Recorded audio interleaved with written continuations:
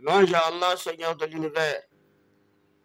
Louange à Allah qui nous a guidés à l'islam. Nous n'aurions pas été guidés si Allah ne nous avait pas guidés. Louange à Allah qui ne s'est point attribué d'enfant et qui n'a pas d'associé à sa royauté.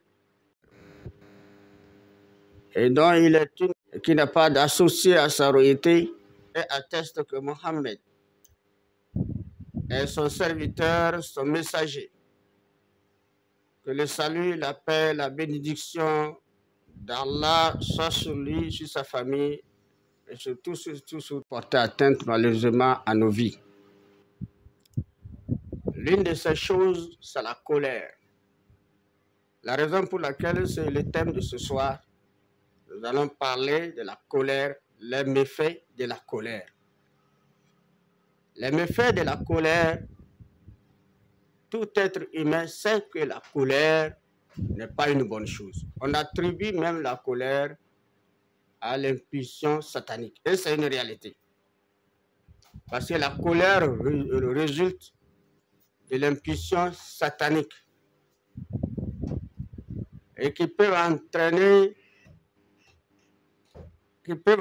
également des maux et des catastrophes que seul Allah sait, Allah connaît.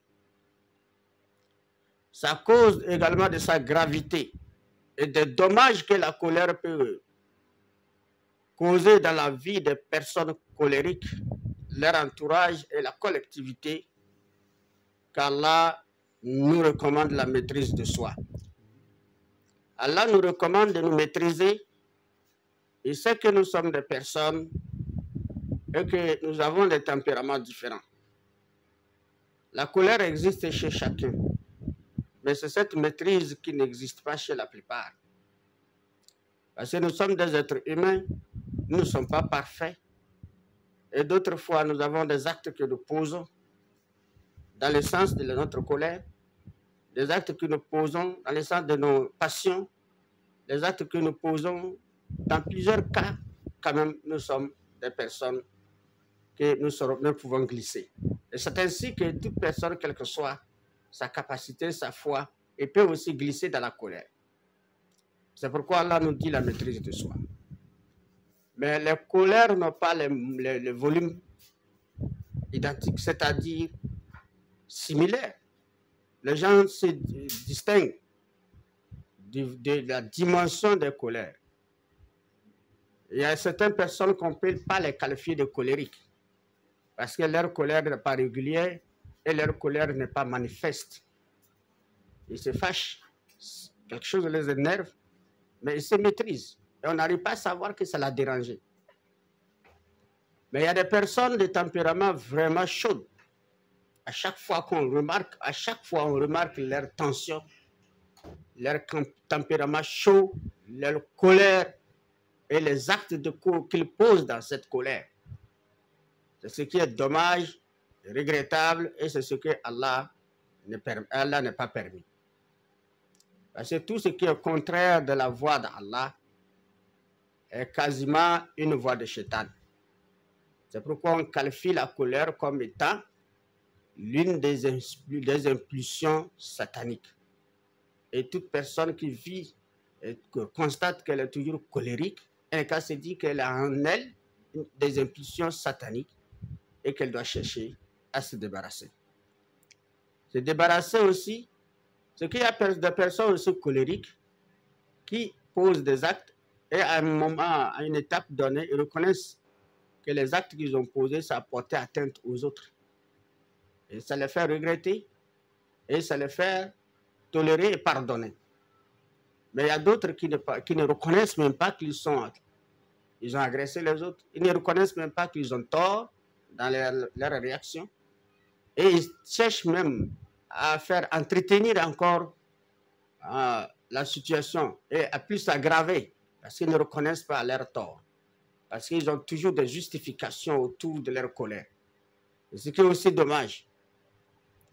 Alors, qu'est-ce qui peut entraîner l'homme à la colère et qui peut porter atteinte à l'honneur, la dignité ou même à la vie? Parce que La cause, c'est quoi? Il m'a énervé, il m'a fâché, il m'a manqué de respect, il m'a fait ceci, il m'a fait ceci. Ce sont des moyens, tout cela sont des choses qu'on justifie. Mais en réalité, la vie, elle est faite comme ça.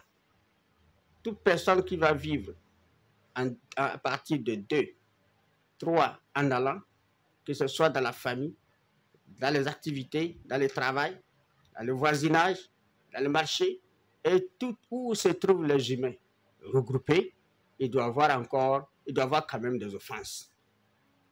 Il doit avoir des offenses, c'est un nombre de comportements qui ne plaît pas à tel et à tel. Mais on peut repousser cela, repenser la situation, et la situation devient normale, et qui ne va pas au-delà de ce que peut dégrader notre relation, notre amitié. Mais la colère, pour certaines personnes, ça devient leur seconde nature. Quand la colère devient leur seconde nature, c'est là aussi qui est très grave, qu'Allah nous en préserve. Alors, ce que nous voulons dire, vous pouvez constater qu'il y a des personnes colériques, ça commence par des violences verbales et qui peut aboutir à la violence physique. La violence verbale qui peut aboutir à la violence physique. Parce que lorsqu'on prononce des mots qui peuvent blesser, tels que des insultes, alors une personne qui insulte l'autre, il dit imbécile. Il dit à son prochain ou à son semblable imbécile. Alors s'il est en face d'une personne colérique, qu'il reçoit ces mots, alors la personne réagit. Et sa réaction n'est pas toujours identique à celui-là. Là, il multiplie des injures. Lui n'a dit qu'imbécile. Et il n'a plus augmenté autre chose. Mais celui-là qui doit répondre, il peut répondre par exemple imbécile aussi. C'est toi qui es imbécile. Et la plupart, ils ne s'arrêtent pas là. Salopard, chien, impoli, voyou. C'est ton père qui est imbécile. C'est ta mère qui est imbécile, c'est pas moi. Alors vous voyez, ça aggrave. Il a aggravé la situation. Alors si cette personne aussi ne se maîtrise pas, d'ailleurs même c'est difficile de se maîtriser lorsqu'on implique mon père et ma mère qui sont innocents, alors ça peut entraîner, et surtout s'ils sont proches des uns des autres, ça peut amener à la violence physique. Alors celui-là qui dit, entre les deux lorsqu'ils se retrouvent, et que maintenant les échanges des insultes, il y a des échanges d'insultes et d'exagération, alors pour aller au-delà de cela, l'un d'entre eux ose porter la main sur le corps de l'autre. Et la plupart, lorsqu'on veut porter la main sur une personne, on vise le visage, à partir de la joue, qui est la gifle. Disons, on cherche le visage, que ce soit la joue qu'on doit gifler ou quand même, on cherche quand même à montrer que nous sommes capables d'agir, de montrer à l'autre que nous sommes capables de faire mieux que ce que nous sommes en train de faire. Donc faire mieux pour elle, c'est de toucher, c'est de frapper. Et vous savez, nous les humains, nous sommes différents de par les mains. Les mains sont différentes. Il y a certaines personnes, et se dépassent. Il y a certaines personnes, leurs mains pèsent, sont très lourdes et très chaudes lorsque tu reçois son gifle. Et qui même peut donner le vertige à l'autre, même l'amener à tomber. Et nous constatons ça, c'est une réalité. Imagine lorsque celui-là qui reçoit la gifle de son frère ou de sa sœur, et qui est très chaud, et en reconnaissant qu'elle, pour rembourser la gifle, sa main est faible. Sa main ne peut pas brûler comme celle-là, sa main. Alors il fait recours à une chose, c'est-à-dire à un objet, qui peut être le caillou, qui peut être un bâton. Parce qu'il ne va plus utiliser la main, parce qu'il dit que la main ne servira à rien avec ce corps, donc il faut chercher le caillou, qui peut faire mal. Il faut chercher le bâton. Là, il a dépassé la mesure. Vous voyez, c'est dans ce cas, on peut trouver d'abord les injures, ça une porte atteinte à l'honneur de la personne. Et maintenant, lorsqu'on va au coup de poing, jusqu'à maintenant, ça peut porter atteinte à la santé, blesser ou carrément tuer. Et pourquoi malheureusement, lorsque la situation déborde et que ça arrive à ce stade, ça peut impliquer d'autres personnes. Par exemple, celui qui a dit à son frère, c'est toi qui es imbécile, chien, maudit. D'ailleurs, même c'est ton père qui est imbécile, mal éduqué, c'est ta mère qui est imbécile. Alors s'il a son frère ou sa soeur qui est proche, attendant qu'on implique leur père biologique, alors la soeur s'implique ou le frère s'implique. S'ils sont deux, trois, si les membres de la famille sont là, tout le monde se soulève. Et lui aussi n'est pas tombé du ciel. Si lui aussi, on le tabasse, on l'agresse, et que la membre de sa famille aussi entende, alors il cherche aussi à se venger, il s'implique. Et ça devient quoi? Les affrontements de groupes. Et c'est la plupart de ces cas qui entraînent à des querelles qui impliquent beaucoup de gens. Que Dieu le préserve. Alors tout cela sont des causes qui n'est autre chose que la colère qui engendre cela. C'est la raison pour laquelle Allah nous recommande la maîtrise de soi. C'est pourquoi Allah nous dit wal kazimina al-ghaysa wal afina anin nas wallahu yuhibbul muhsinin. C'est pourquoi Allah dit ceux qui maîtrisent leur colère et qui pardonnent à autrui, alors Allah aime les bienfaisants. Allah qualifie la maîtrise de soi. Le fait même de se maîtriser, quel que soit ce qu'on constate, ce que l'autre m'a fait. Le fait même de se maîtriser, pour ne pas dire imbécile, c'est important. Parce que tu ne se recevras pas aussi imbécile, tu recevras ce qui dépasse imbécile. Et le fait aussi, lorsque malheureusement la langue est glissée, de par la colère vous a dit imbécile, les meilleures des choses, c'est de vous maîtriser et de ne pas répondre. La plus meilleure des choses, des solutions, c'est de ne pas répondre. C'est de se taire. Et vous voyez, lorsque vous ne répondez pas et que vous taisez à son imbécile, et si vous êtes des collègues, ou quasiment c'est l'amitié, et que maintenant cela est rentré, ou quasiment vous êtes en couple, ou vous êtes des frères en famille, et l'autre dit tu es imbécile et que tu n'es pas répondu, elle regrettera immédiatement. Celle qui vous a dit imbécile, elle regrettera immédiatement. C'est un remède très important et capable d'apaiser tout ce que les chétans peuvent manigancer pour incendier la partie. Alors, si vous maîtrisez, vous ne répondez pas par son mot imbécile, à plus forte raison d'ajouter et aggraver la situation. Vous maîtrisez, vous ne répondez pas. Allah dit c'est ça le meilleur. Et Allah dit c'est ça, tu es bienfaiteur, tu es le plus grand bienfaiteur. Parce qu'Allah, il aime le pardon, il aime la tolérance et la maîtrise de soi, parce que Allah, c'est parce qu'il se maîtrise. Allah a une colère, il a une rigueur qui peut frapper le monde avec la désobéissance des gens, de ses lois. Mais Allah se maîtrise. Allah se maîtrise. Et Allah pardonne à ceux qui reconnaissent leurs torts, leurs péchés. Il pardonne.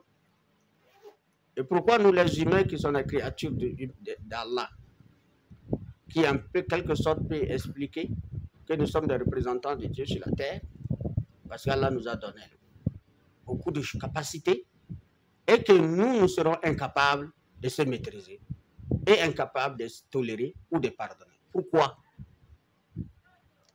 Nous serons dans l'incapacité si malheureusement nous ne reconnaissons pas que le Satan est le seul capable de nous inspirer cette impulsion qui est la colère. Nous ne voyons pas le Satan. Mais à partir de quel côté de notre corps il se place pour nous inciter à la colère et pour nous inciter à exercer notre colère, nous ne savons pas. Mais Allah nous dit que c'est l'impulsion de Satan et que tu es capable de le repousser. Alors, s'il arrivait que vous vous taisez, vous ne répondez pas à cette injure, la personne regrettera. Et ce n'est pas regretter tout de suite, elle regrettera quand même. Si vous êtes de collègue, par exemple, et que vous présentez comme une personne qui ne répond pas à l'agression verbale, et vous vous taisez, vous maîtrisez, les résultats, c'est quoi? Quand vous allez vous retrouver le lendemain au service encore, vous allez vous regarder. Obligatoirement, vous allez vous saluer. Dans la famille, vous allez vous saluer. Si vous êtes en couple, obligatoirement, vous allez vous saluer. Et là, maintenant, tu rappelles cela, tu dis, ça va maintenant. Hier, tu m'as donné un gros imbécile. Il dit non, excuse-moi. Il dira automatiquement non, excuse-moi. C'était sur le fil de la colère. Vous voyez? Alors, nous repartons à nouveau. C'est comme si rien ne s'est passé. Mais lorsqu'on se dit imbécile, c'est ton père qui est imbécile, mal éduqué, maudit, c'est ta mère qui est imbécile, ça devient ainsi. Alors ça serait difficile d'effacer. C'est pourquoi on trouve la plupart des conflits et des rancunes. Parce que insulter ma maman qui n'est pour rien, mon père qui n'est pour rien, mon frère ne l'acceptera pas, je ne l'accepterai pas, mes frères ne l'accepteront pas. C'est ça qui dégrade la situation davantage et qui peut demeurer dans le cœur. Et parfois, lorsque malheureusement on se rappelle, ça fait encore mal. Alors pourquoi ne pas se taire pour éviter le pire? Pourquoi agir encore avec le pire et que ça va engendrer les réponses physiques sur le corps? Parce que ça peut porter atteinte à la vie. Nous avons vu les gens qui giflent leurs prochains, leurs semblables, une seule fois, et que la personne tombe et ne se réveille, elle ne réveille pas. La première personne de s'approcher de la victime qui est tombée, c'est celle qui l'a giflé, c'est celle qui l'a donné le coup de poing. Elle s'approche encore, elle essaie de vouloir constater, de regarder qu'est-ce qui se passe, qu'est-ce que j'ai fait, qu'il ne meure pas, que ce ne soit pas ma cause. Parce qu'il n'avait pas l'intention de le tuer, juste pour le corriger, pour l'infliger une douleur physique. Mais ça a entraîné à l'aboutissement. Ça a entraîné à quelque chose qui est cadré avec son destin. C'était l'heure de sa mort. Et mais tu as été la cause. Au jeu d'Allah, tu as été la cause. Au jeu des gens, tu as été la cause. Mais l'heure était fixée pour lui, que cette ère, c'était sa fin. Mais voilà que tu es venu rentrer dedans. Qui peut connaître l'heure de chacun de nous? Qui peut connaître le destin de chacun de nous et l'heure que la personne quittera la terre? Personne. Alors voilà pourquoi il faut faire attention à ce genre de réactions et qui nous incitent par la colère. Alors Allah ne nous a pas totalement interdit de rembourser un mal, mais il nous a plutôt de conseiller. Parce que le mal peut être remboursé, mais ça ne relève pas de la capacité individuelle. Parce que dans chaque pays, dans chaque localité, il y a la loi. Il y a la loi, et celui qui doit agir sur la loi, c'est les personnes habilitées à le faire. Il y a la justice. Si maintenant une personne m'a blessé, il m'a fait quelque chose de mal, alors moi je ne chercherai pas à la faire du mal. Je dois chercher à voir que la chose que soit dédommagée. Maintenant, qui le fera à mon tour? Ce n'est pas moi. Ce n'est pas mes injures. Ce n'est pas mon coup de poing sur la personne qui doit régler mon problème. Alors, je vais porter plainte. C'est la justice qui est habilitée. Mais Allah dit, si tu pardonnes, tu laisses tomber, Allah encore aime plus de laisser tomber. La tolérance totale. Alors, c'est pourquoi Allah nous dit, وَجَزَاءُ سَيِّئَةٌ سَيِّئَةٌ مِثْلَهَا فَمَنْ عَفَا وَأَصْلَحَ وَأَجْرُهُ إِلَى اللَّهِ. إنه لا يحب الظالمين. وجزاء سيئة سيئة مثلها وجزاء سيئة سيئة مثلها فمن عفا وأصلح فأجره إلى الله إنه لا يحب الظالمين. Allah dit la sanction du mal est un mal. La sanction du mal est un mal. Une peine identique. Une peine identique. Mais celui qui pardonne et qui réforme, alors sa récompense est auprès d'Allah. Dieu va le récompenser. Parce qu'Allah n'aime point les injustes. Parce que quand vous allez au tribunal pour porter plainte avec votre frère de sang, sœur de sang, votre ami, votre collègue, votre voisin, il vous a fait comme ça, et la sanction de la justice est de sanctionner la personne selon la mesure du mal qu'il vous a causé, pour aussi vous satisfaire parce que vous êtes la victime. Alors cette sanction, Allah dit que ce soit identique. Est-ce que ça pourrait être identique? Non. C'est rarement possible que ce soit identique. C'est pourquoi Allah a dit la sanction d'un mal est un mal. Parce que quand vous voulez sanctionner une personne qui a fait mal, ça devient mal. Ça n'a jamais été bon. Ça ne serait jamais bien. Alors, une personne peut vous porter atteinte contre vous, à votre honneur ou à votre dignité, ou à quelque chose d'important dans votre vie, ou même à votre santé. Il vous a blessé. Mais vous n'êtes pas en prison. Mais lui, on peut l'emprisonner 1 mois. Vous êtes libre. Et votre blessure et il paye encore les produits pour votre blessure. Mais ce qui est important et ce que Allah aime, c'est de pardonner. Parce que la sanction du mal ne peut jamais être identique au mal qu'on vous a causé. C'est pourquoi ceux qui pensent, qui cherchent à se faire justice et cherchent à sanctionner l'autre, parce qu'il m'a giflé, il faut que je le gifle, son gifle va au-delà de celui-là. Comment celui-là l'a giflé, s'il veut reposter, même si c'est avec la main aussi, ça devient encore plus grave. Ou d'autres carrément, il fait recours à un objet, un bois, un bâton, pour gifler aussi. Parce que ça ne peut pas être identique. C'est ce que nous devons savoir. C'est pourquoi Allah dit celui qui pardonne et qui se saisit, qui se reforme, alors sa récompense incombe à Dieu. Parce que Allah n'aime pas l'injustice. Répondre le mal par le mal peut être une injustice. Voilà ce que le Coran nous produit comme conseil. La colère est une impulsion satanique qui résulte d'une impulsion satanique parce que la colère touche tous les domaines où il y a la compréhension, l'entente mutuelle, la paix, la sérénité entre les humains. Il cherche à semer le trouble.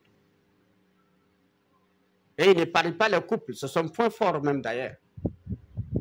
Pourquoi la plupart des couples, et s'il arrivait malheureusement qu'il y a les couples, 2 personnes qui formaient un couple qui vit en vie conjugale, il doit avoir quand même les dents qui se glissent. L'homme nulle part n'est parfait, ni la femme. On se blesse, on se fait du mal, que ce soit par la langue et par autre comportement. Mais il faut privilégier la tolérance et le pardon, qui est un moyen d'apaisement de la situation. Mais lorsqu'on veut agir pour faire répondre le mal par le mal, si c'est la langue qu'on nous adresse, on répond aussi par la langue. Si c'est la main qu'on pose sur nous, on veut répondre aussi par la main ou par autre objet. Cela aboutit à quoi? Un danger, une querelle et qui peut même entraîner à la vie, à l'envie de se séparer. Lorsqu'ils s'entraînent à l'envie de se séparer, alors ils ne sont pas tombés du ciel. Le mariage a été fait par le consentement de deux familles. C'est pourquoi les deux familles veillent sur le couple. Notre fille, notre fils, quand quelque chose ne se va pas, on cherche à faire une assise pour le réparer. Et toute réparation de conflits ou de mésententes ou de querelles, c'est ce qu'on appelle la réconciliation.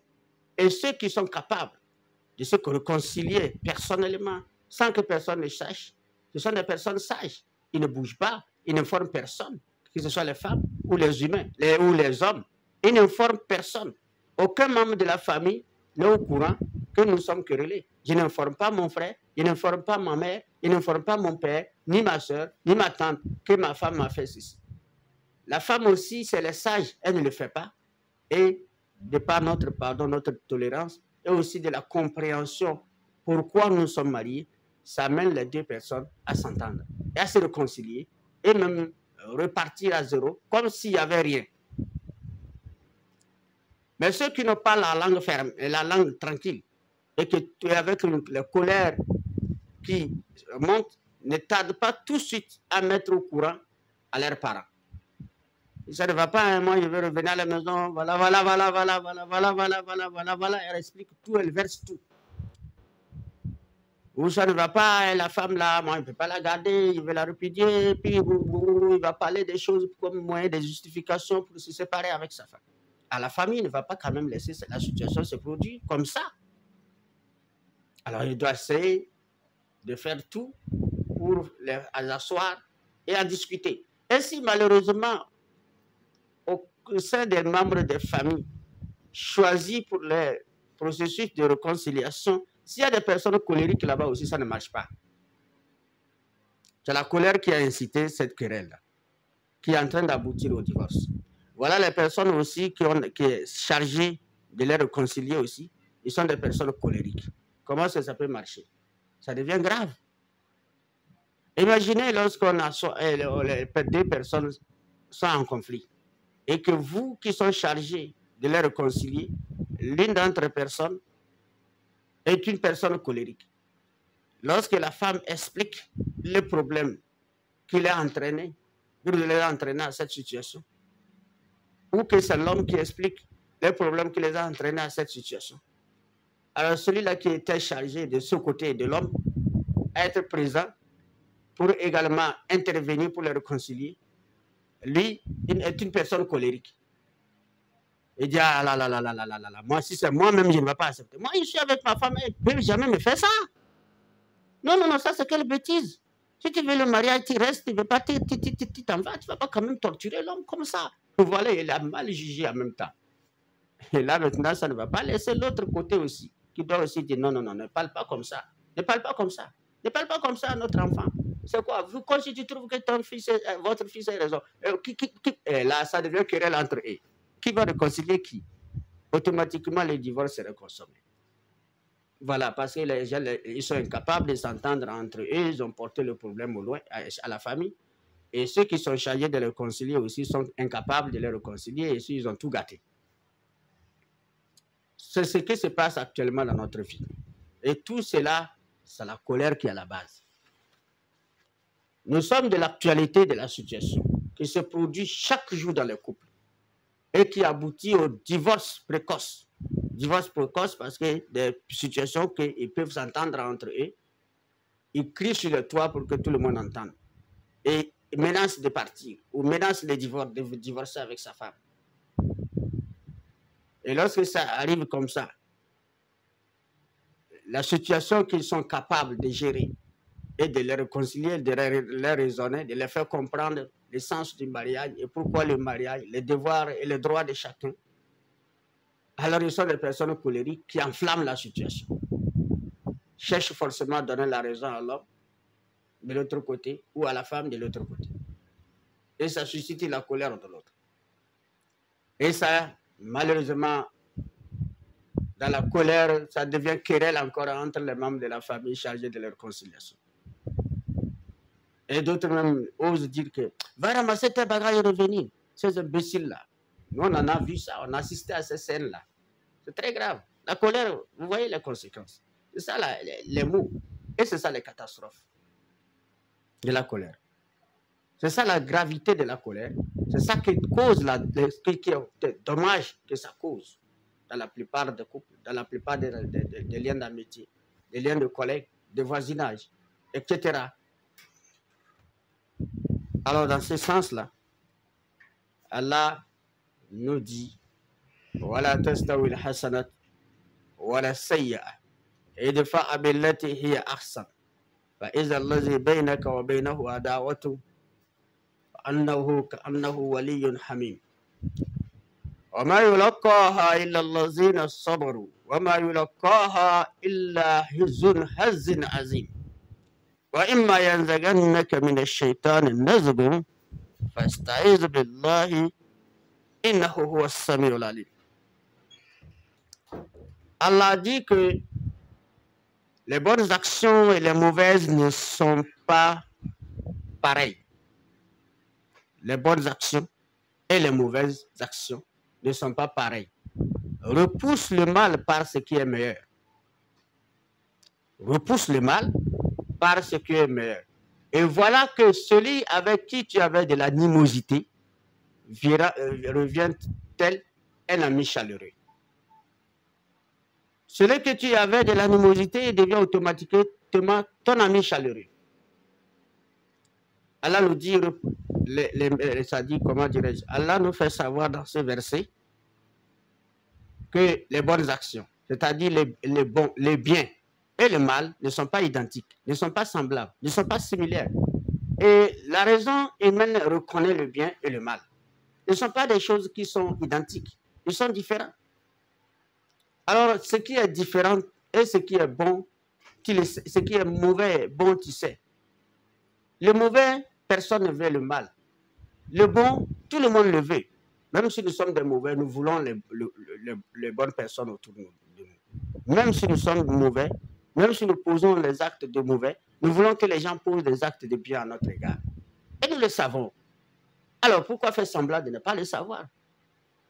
Ce n'est pas pareil. Donc, dans ces cas, ce qui est mieux pour vous, pour que la vie soit paisible dans vos couples, dans vos familles, dans votre vie, dans votre lien de parenté, de famille, de voisinage, de travail, dans tous les sens, de groupement. Alors, dans ce cas, repousse le mal par ce qui est meilleur. Repousse le mal par ce qui est meilleur. Le mal, ce sont des injures. Il faut le repousser par ce qui est le meilleur. Garde la maîtrise de soi et le silence. Sans répondre le mal et pas répondre au mal par le mal. C'est pourquoi Allah dit repousse le mal par ce qui est meilleur. C'est-à-dire repousser le mal par ce qui est meilleur. Ce qui est meilleur, c'est un silence. À ne pas, il dit imbécile, tais-toi. Même si tu es juif, tu peux ne pas rembourser, tu peux te taire et le regarder. Il regrettera, il ne reviendra plus encore. Il ne te le giflera pas. Il le regrettera. Et ce regret aboutit à quoi? À une amitié, aboutit à une réconciliation, à un regret de la part de la personne qui vous a insulté, vous n'avez pas répondu. C'est pourquoi Allah dit wa ibadur rahman allazina yamshuna ala al-ardi hawnan wa idha khatabahum al-jahiluna qalu salama. Allah dit les serviteurs de Dieu sont ceux qui marchent humblement sur la terre. Et lorsque les ignorants les provoquent, alors soit ils se taisent, ils ne répondent pas, soit leur réponse est positive, que la paix soit sur toi. Qalu salama. Il répond par le bien, au lieu du mal. Ou quasiment, il repousse le mal par ce qui est meilleur en se taisant. Alors ceux-là qui sont capables de se maîtriser leur colère et de ne pas répondre aux provocations, de par le silence ou de ne pas répondre aux injures, de par l'expression de paix soit sur vous, alors automatiquement Allah les qualifie de ses serviteurs. Allah dit les serviteurs du tout miséricordieux. Et le tout miséricordieux, c'est Dieu. Alors ces personnes, Allah les qualifie de ses serviteurs sur la terre. Ils sont eux qui sont capables de reformer la terre. Mais, si c'est le... Et ensuite, lorsque la personne pose ces actes-là, elle a dit assalam, que ce soit même dans le couple. Voilà, c'est la femme qui parle, elle commence par injurer, vous vous taisez, vous ne répondiez pas. Et comment elle finira par se taire. Ou c'est l'homme qui bavarde en train d'insulter la femme, si la femme est sage, elle se tait, ne répond pas. Il finira par se taire, il ne fera pas autrement que de se taire. Et ce qui cache, ce qui doit être derrière, ce qui doit le pousser encore, c'est le regret. C'est le regret qui doit l'envahir, le remords de ce qu'il vient de faire. Alors, si nous comprenons toutes ces choses-là qui sont avantageuses, pourquoi vouloir faire le contraire? Si ce ne sont pas des gens qui n'ont pas de raisons sur place, ou d'esprit stable ou de bonne éducation, nous devons tous quand même comprendre, être capables de comprendre que c'était ne pas répondre, c'est mieux. Et aussi tolérer et pardonner, c'est mieux que d'agir. Alors, tout le monde veut le bien. Qu'on soit mauvais ou mal, nous voulons le bien. Qu'on soit mauvais ou bien, au bon, nous voulons tous le bien. Donc, convoitons le bien que de chercher à être mauvais aux yeux des gens, aux yeux des anges et aux yeux de Dieu, le Créateur. Alors, dans cette situation, Allah poursuit dans le même verset, dans les versets qui suivent, a dit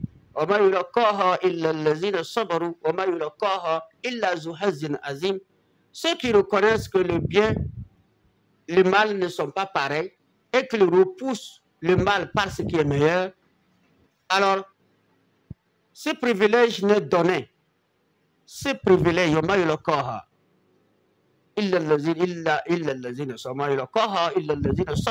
ce privilège n'est donné qu'à ceux qui sont des endurants, à ceux qui maîtrisent leur colère, qui sont capables de les maîtriser.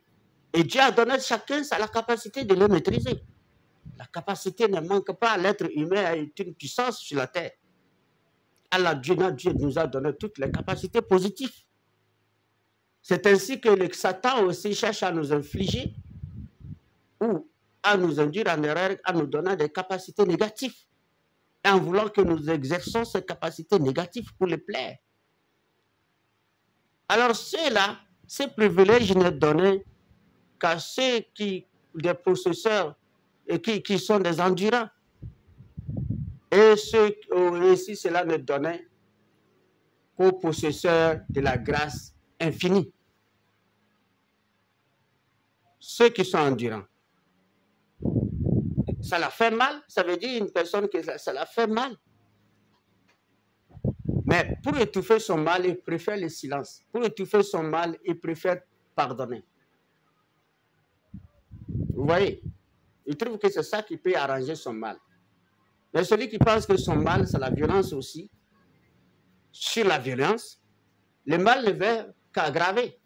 Parce que ce qui va se passer derrière cette riposte, alors ça sera encore plus grave que son mal qu'il a ressenti quand on l'a agressé par une insulte verbale en disant imbécile.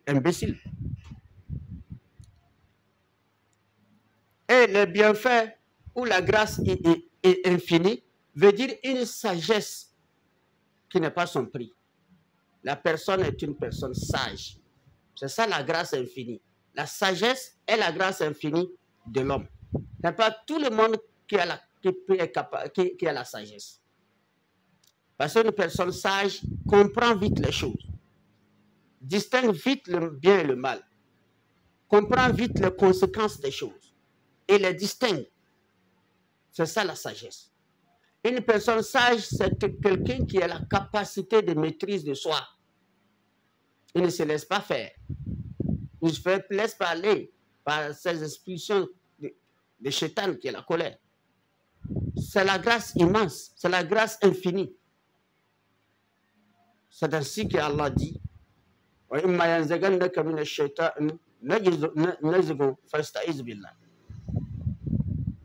Allah aussi sait que quelle que soit la sagesse des gens, l'homme aussi l'être humain, quelle que soit sa foi, quelle que soit sa sagesse que Dieu l'a donnée, ou qu'il a posé des actes méritant ses dons et Dieu l'a donné, quels que soient les degrés, l'être humain est un être imparfait. Il ne peut pas être parfait. L'homme ne peut pas être parfait. Ça peut l'amener à vouloir, à le tenter. Il peut être dans la tentation de pensée, tentation de réaction. Elle a dit, alors là maintenant, c'est en train de dépasser ta sagesse et ton endurance. Ça va t'entraîner à réagir. Là, c'est le chétan à côté de toi là. Fais attention. Là, tu n'es pas capable de le repousser parce que tu ne le vois pas. Repousse-le par l'expression min ash-shaytan rajim. Imma yanzaghannaka min ash-shaytan nazghun. Fasta'iz billah.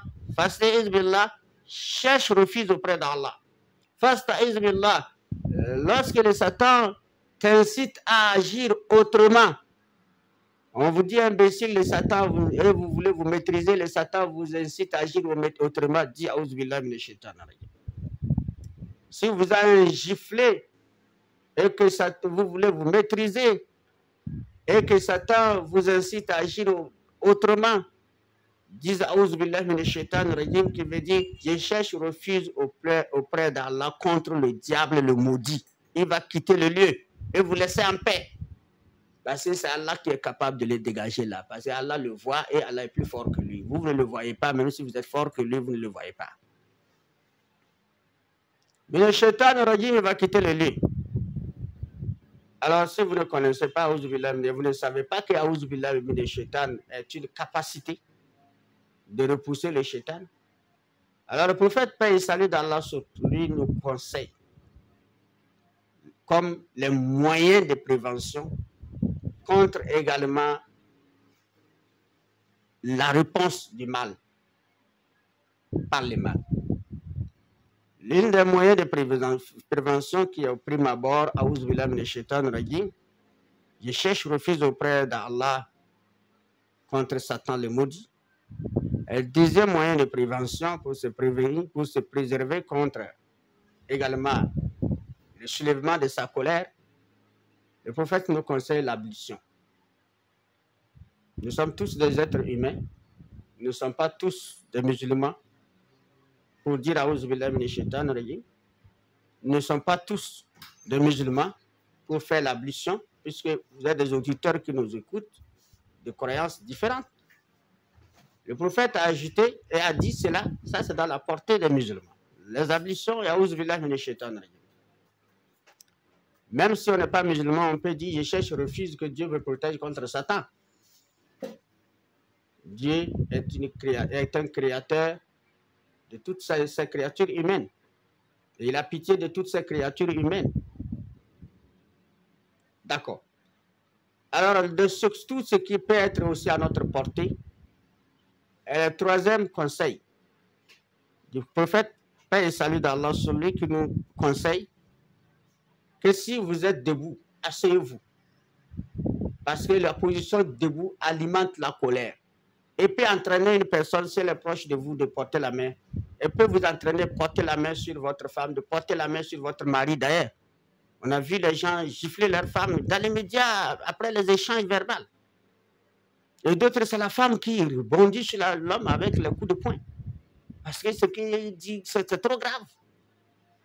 Ah, ça, la position debout peut engendrer ça. Mais le prophète dit alors, si vous êtes debout, que ça va vous entraîner à cela? À répondre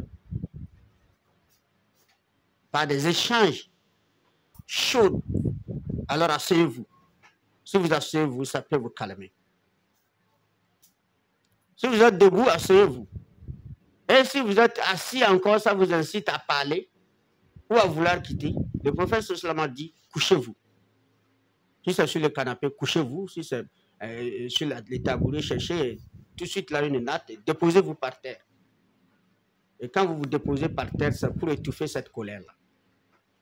Et si c'est la femme qui est couchée, dans cette situation, vous vous pavardez, vous dégagez des injures, et vous voyez immédiatement votre femme aller s'asseoir, et après tout, elle s'est couchée. vous allez vous allez vous taire. Vous ne pouvez pas continuer. Qu'est-ce qu'il a fait coucher? Vous comprenez? Même si vous êtes musulman, vous avez compris qu'elle est en train de respecter les conseils du prophète. Tant qu'elle est dans les situations d'obéissance de ce que le prophète a conseillé, si vous êtes musulman croyant, vous allez vous taire. Si vous êtes musulman, vous n'allez pas continuer à l'insulter. Si vous êtes musulman, vous n'allez pas continuer. Et si vous ne savez pas que c'est le conseil du prophète qu'elle a appliqué ou qu'il a appliqué, vous allez avoir peur. Pourquoi ma femme s'est couchée ou pourquoi mon mari s'est couché? Vous allez vous taire.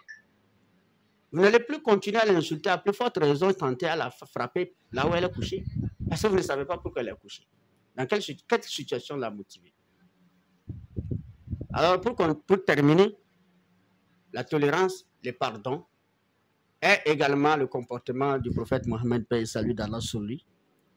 Parce que l'histoire nous révèle qu'à l'époque du prophète, il passait quelque part, il a vu son frère, et il a vu deux personnes, et l'autre a soulevé l'autre en haut pour le jeter par terre en colère, en querelle, quoi.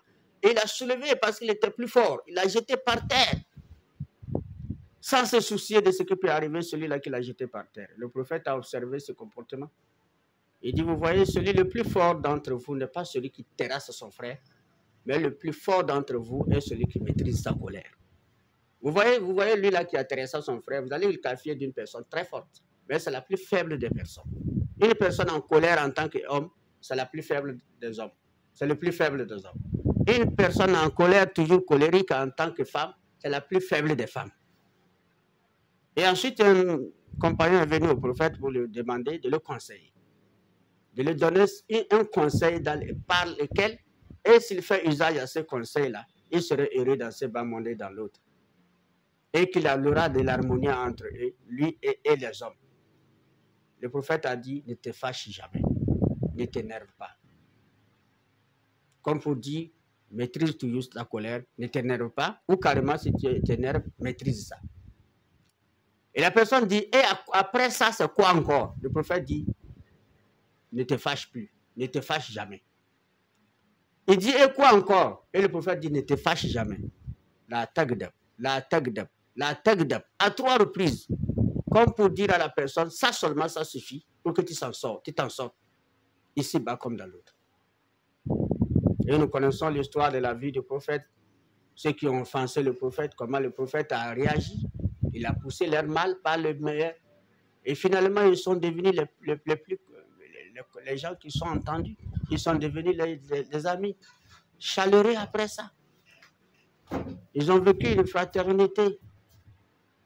Alors, qu'est-ce qui nous empêche de l'être? D'être comme ce qu'on nous enseigne dans notre religion.